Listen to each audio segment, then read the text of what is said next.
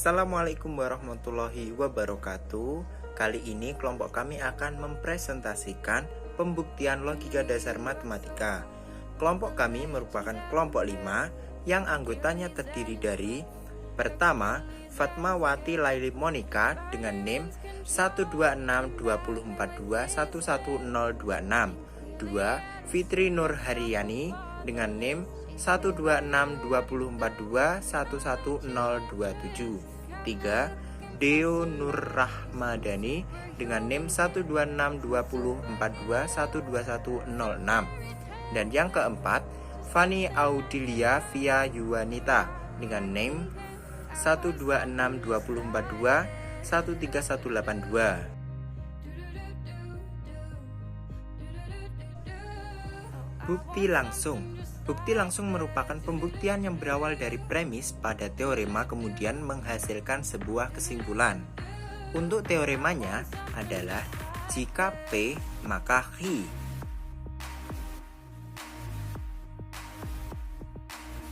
Selanjutnya adalah bukti tak langsung. Untuk bukti tak langsung itu ada dua, yaitu kontraposisi dan kontradiksi. Untuk bukti tak langsung kontraposisi, yaitu pembuktian tidak langsung kontraposisi digunakan untuk membuktikan pernyataan implikasi. Untuk membuktikan pernyataan implikasi, kita cukup membuktikan kontraposisi dari implikasi pernyataan tersebut. Secara simbolik, P maka Q ekuivalen dengan negasi Q maka negasi P. Untuk membuktikan kebenaran P maka Q, maka kita cukup membuktikan kebenaran negasi Q maka negasi P. Untuk pembuktian tak langsung kontradiksi, dari asal katanya sudah jelas, kontra memiliki arti bertolak belakang atau berlawanan. Pembuktian kontradiksi sedikit menguras logika. Oleh karenanya, saya akan jelaskan secara perlahan. Sama halnya implikasi ekuivalen dengan kontraposisi, ternyata negasi atau kebalikan dari implikasi ekuivalen dengan sebuah pernyataan lain. Berikut adalah bentuk pernyataan yang ekuivalen dengan negasi dari implikasi. Negasi dalam kurung P maka Q ekuivalen P itu tandanya dan negasi Q.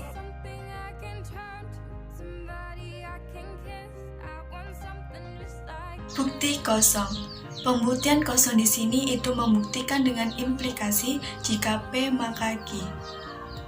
Bila hipotesis atau pernyataan P pada implikasi jika P maka Q sudah bernilai salah, maka implikasi jika P maka Q selalu benar apapun nilai kebenaran dari Q. Jadi, jika kita dapat menunjukkan bahwa P salah, maka kita telah berhasil membuktikan kebenaran P implikasi Q.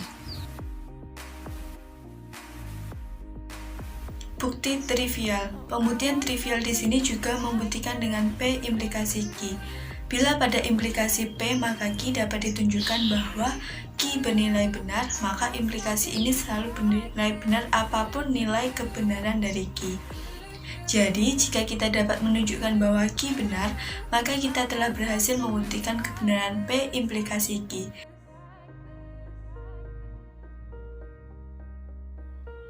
Bukti eksistensial. Yang pertama, konstruktif. Pada metode ini, eksistensinya ditunjukkan secara eksplisit. Yang kedua, tak konstruktif. Pada metode ini, eksistensinya tidak diperhatikan secara eksplisit.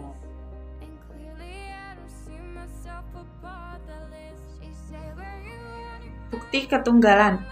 Dalam pembuktian ini, yang pertama harus ditunjukkan eksistensi suatu objek. Katakanlah objeknya itu X.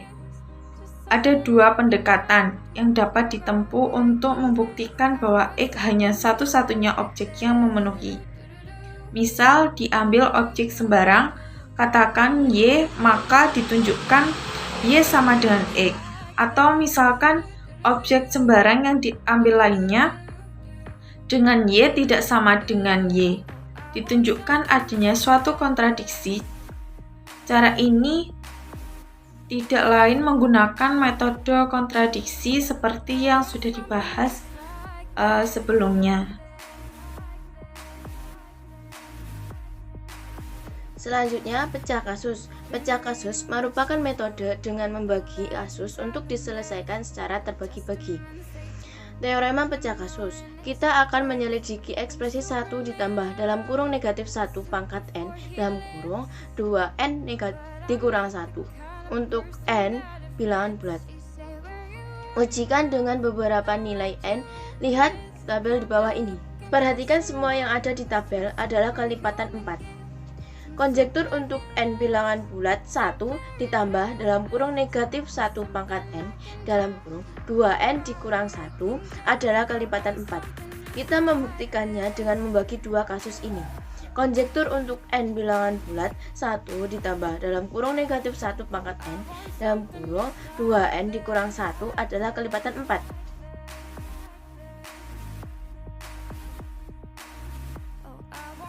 Yang terakhir yaitu bukti induksi. Secara umum, penalaran di dalam matematika menggunakan pendekatan deduktif. Tidak dapat dibayangkan bagaimana orang dapat membuktikan kebenaran. Pernyataan yang memuat kalimat untuk setiap elemen lebih dari 0, untuk setiap bilangan asli n, untuk setiap fungsi kontinu f, dan lain-lain. Tidak mungkin dapat ditunjukkan satu persatu untuk menunjukkan kebenaran pernyataan tersebut. Tapi, ada salah satu pola penalaran pada matematika yang menggunakan prinsip induksi. Biasanya disebut induksi matematika. Prinsip induksi matematika ini adalah untuk inferensi terhadap pernyataan tentang n, di mana n berjalan pada himpunan bilangan bulat.